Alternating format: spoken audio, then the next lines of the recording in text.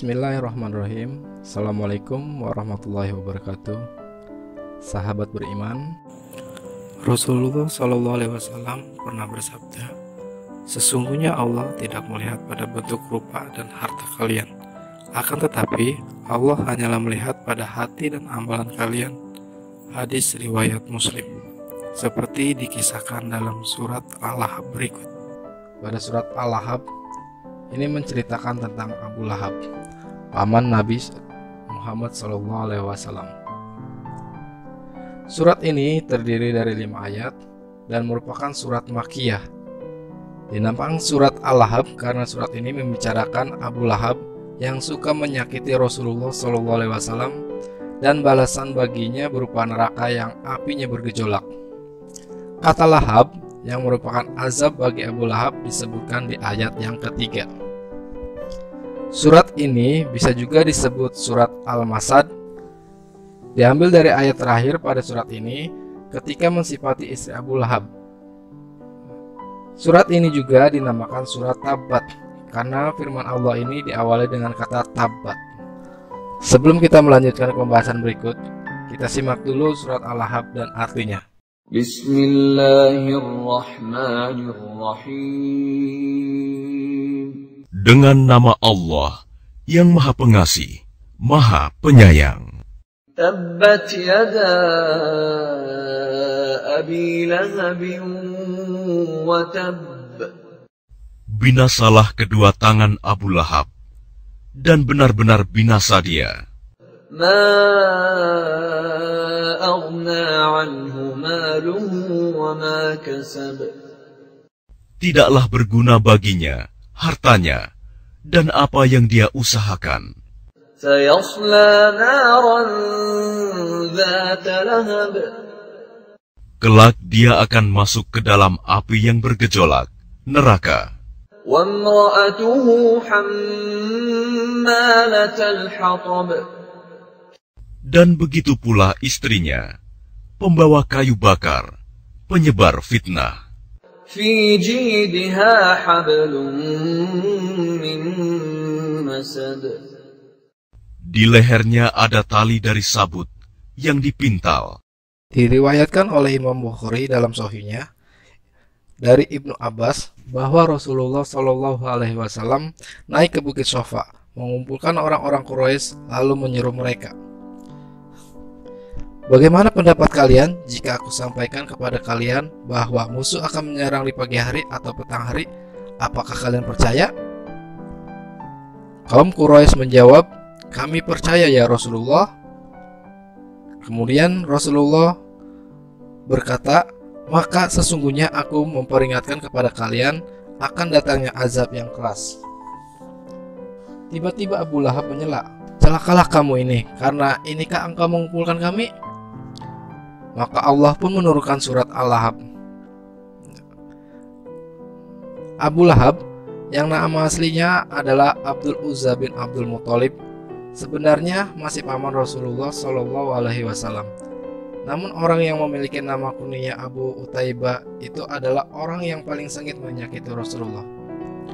Orang yang memiliki julukan lakab atau Abu Lahab karena wajahnya mengkilap ini sering mengikuti Rasulullah dari belakang, lalu mendustakan beliau. Ia mempengaruhi orang-orang untuk menolak dakwah beliau. Imam Ahmad meriwayatkan, suatu ketika Rasulullah sedang mendakwahi orang-orang untuk masuk Islam. Dari belakang ada laki-laki berwajah cerah, bermata juling, dan rambutnya berkepang yang tidak lain adalah Abu Lahab mengatakan, sesungguhnya dia adalah pemeluk agama baru lagi pendusta.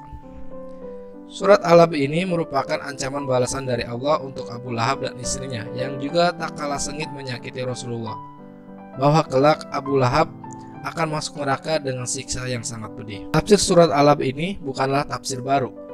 Kami berusaha mensarikan dari tafsir Ibnu Katsir, tafsir Fi Zilail Quran, tafsir Al-Azhar, tafsir Al-Munir, dan tafsir Al-Misbah agar ringkas dan mudah dipahami.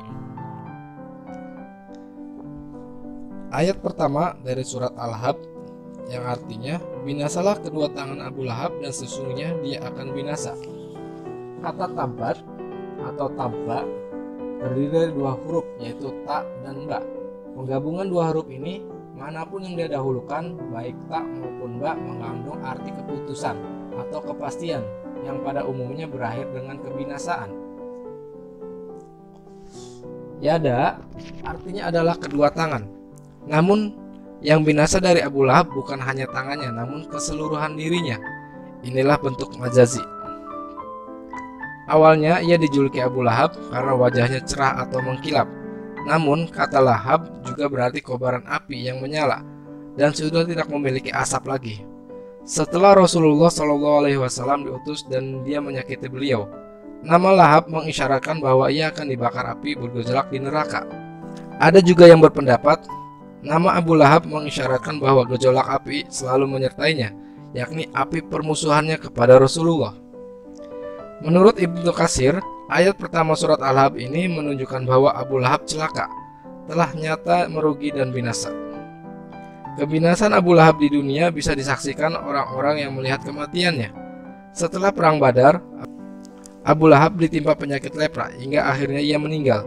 Teman-temannya tidak ada yang mau menguburkannya karena takut kalau menyentuhnya akan tertular. Hingga 3 hari jasadnya dibiarkan. Akhirnya digali lubang di bawah tempat tidurnya dan ia dijatuhkan ke lubang sebagai kuburannya.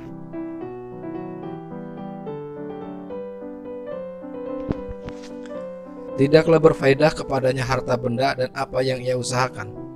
Kata aghna merupakan bentuk lampau, seakan-akan tidak bergunanya harta dan usahanya di masa datang sudah tidak berguna lagi bagi Abu Lahab. Maka dalam ayat ini menurut Ibnu Abu Abbas dan Aisyah adalah anak. Abu Lahab begitu membanggakan harta dan anak-anaknya. Ia pernah berkata, "Jika apa yang dikatakan oleh keponakanku ini benar, maka sesungguhnya aku di akhirat kelak akan menembus diriku dari ajab dengan harta dan anak-anakku. Kelak ia akan masuk ke dalam api yang bergejolak." Kata Lahab itu artinya kobaran api yang menyala dan sudah tidak memiliki asap lagi. Dan dengan itulah Abu Lahab akan diazab. Ayat ini menjelaskan kebinasaan yang dialami Abu Lahab di akhirat kelak, bahwa ia akan dimasukkan ke dalam neraka, yang apinya menurut Abu Katsir menyala dengan hebatnya dan sangat membakar. Dan begitu pula istrinya, pembawa kayu bakar. Istri Abu Lahab bernama Ummu Jamil. Nama aslinya adalah Arwah binti Harb bin Umayyah, saudara perempuan dari Abu Sofyan. Seperti suaminya, Ummu Jamil juga sengit menyakiti Rasulullah. Ia disebut Al-Quran sebagai Hammalatul Hatab, yang artinya adalah pembawa kayu bakar.